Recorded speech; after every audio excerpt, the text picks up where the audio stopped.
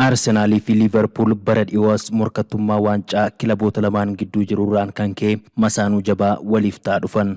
Always the bride is made, never the bride. Yeroo mara waa'ee misirroo gonkumaa kan hin misirroomne. Kun bara darbe barreeffama deeggartoonni Liverpool Arsenaaliif leenjisaa garichaa Mikel Arteetaa ittiin qoccolanidha. Jecha booree deeggartoonni Arsenaal garaadhaa qabanii.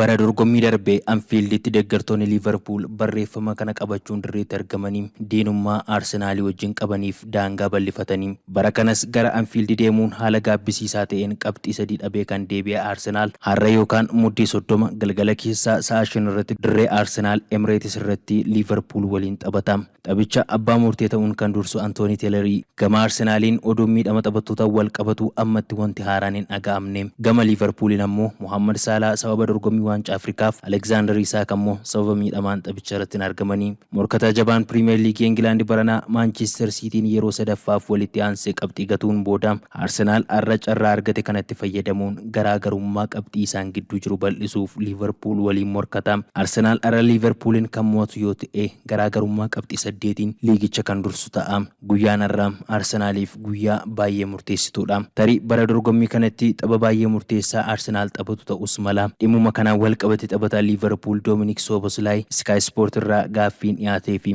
Arsenaal shaampiyoonaa liigichaa ta'uu danda'a gaaffii jedhuuf innis muddee keessa osoo jirru Premier Leaguein ittiin shaampiyoonaa ta'an hin jiru jechuun deebisee fi dubbichis miidiyaa hawaasaa gubbaa babal'ate jaallattoonni ispoortii hedduun irra haasa'anii. Dhugumayyuu yeroon kun yeroo itti waancaa ol kaasan miti. Garuu yeroo itti Arsenaal morkattoota liigichaa fi jaallattoota kubbaa miilaa maraaf ergaa isaa dabarfatuudha. Waltajjiitti Arsenaal ga'umsaaf humna isaa agarsiisuuf hiree of harkaa qabuudha. Bukaayoo Saakaa taphoota Arsenaal dirree isaa irratti Liverpool waliin taphate 3 darban irratti goolii galcheera. Har'oo ni galchaa laata? Moo Liverpool taphicha injifachuun imala Arsenaalitti gufuu ta'a jettu? Yaada keessan nuuf barreessaa.